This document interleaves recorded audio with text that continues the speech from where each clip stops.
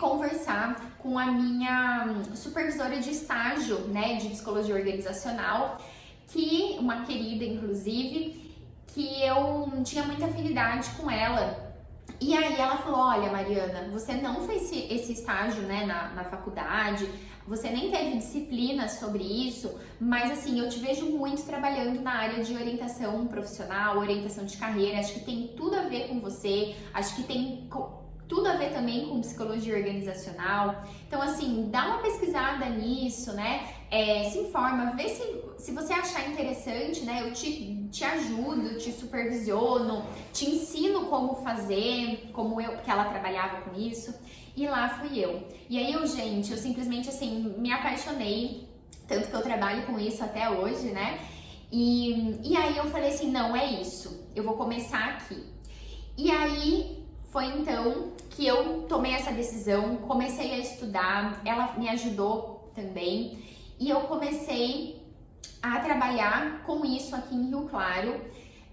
Fui em todas as escolas particulares, me apresentei, levei o meu cartão, mandei fazer um folder que embaixo a gente destacava, não sei se vocês vão lembrar disso, né? Os mais novos talvez nunca nem viram isso, porque hoje é tudo digital. Mas lá em 2014, tava, vamos dizer, começando isso, tá?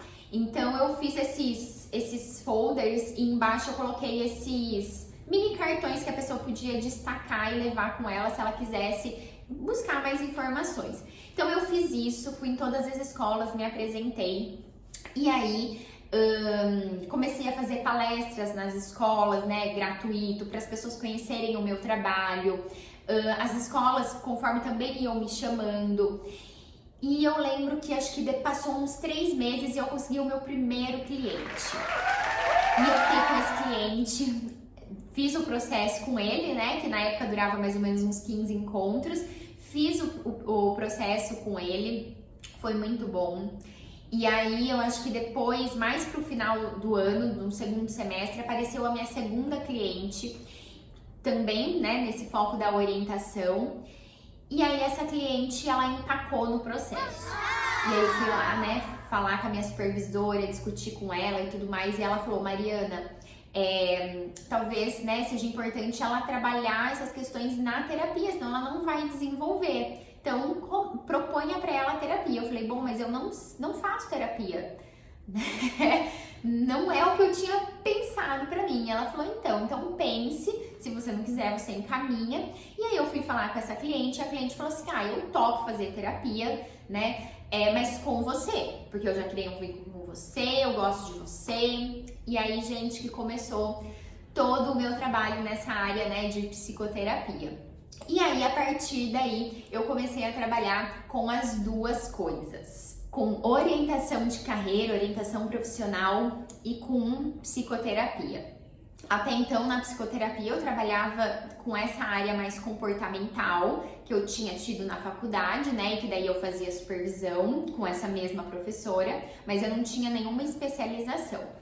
E aí as coisas começaram a fluir, eu atendia numa sala pequenininha, falo que eu sou muito grata, né, pelas pessoas que apareceram aí no meu caminho profissional, principalmente até hoje, na verdade, porque foram pessoas muito, assim, muito importantes mesmo, muito queridas, que estavam realmente, apostaram em mim, acreditaram em mim, quiseram, né, me ajudar, eu acredito mesmo. Então, nesse primeiro local de atendimento, era eu e mais uma colega, e aí a gente só pagava se a gente atendia, então eu não tinha um aluguel fixo. Eu só precisei comprar ali alguns móveis, ela tinha outras coisas, e a gente foi assim mesmo, foi assim que eu comecei. Investi em alguns recursos, né, para que eu pudesse aprimorar o meu trabalho.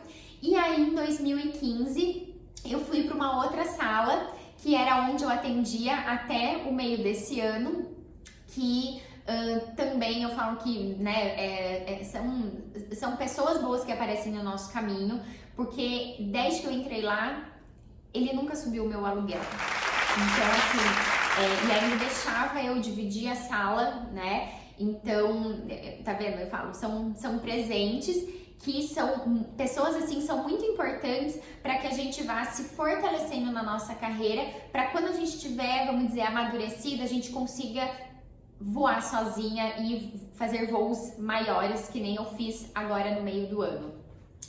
Então, eu fui para esse outro espaço e aí, eu acredito que até mais ou menos 2018, se não me engano, eu acho que foi 2018 ou 2019, não me lembro certo, eu dividia a sala com outras colegas que daí foram mudando, ou alugava a sala por hora para algumas colegas, enfim.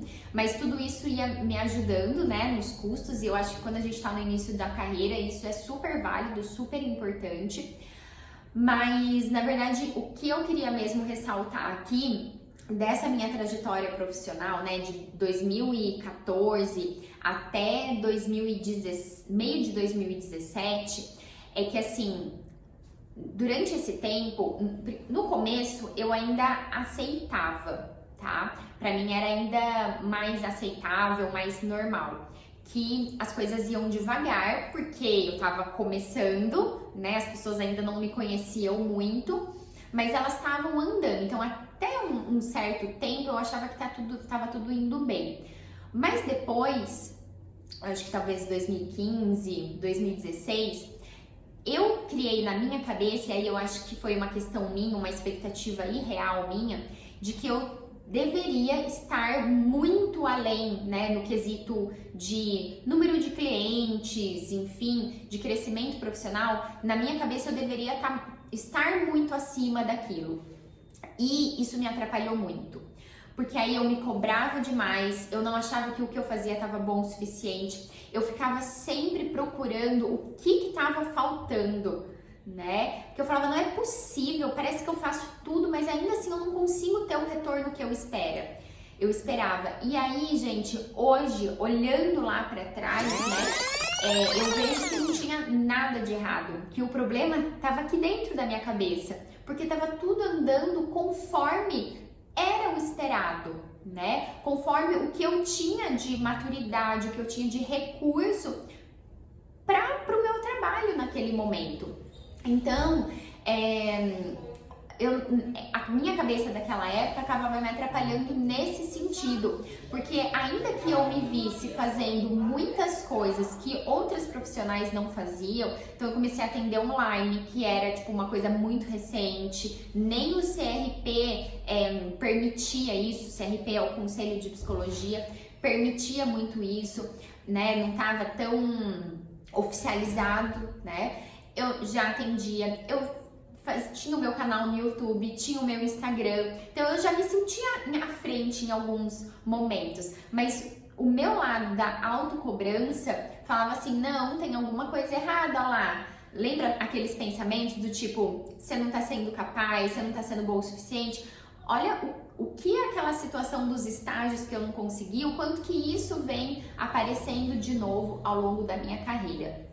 E aí, eu ficava com essa sensação, né, de vazio, como eu não tinha o retorno que eu esperava trabalhando só na clínica, eu comecei a buscar outras fontes de renda, que foi uma coisa, que é uma coisa, aliás, que eu recomendo para muitas pessoas e que eu acho que às vezes a gente de fato tem que fazer como algo provisório, temporário.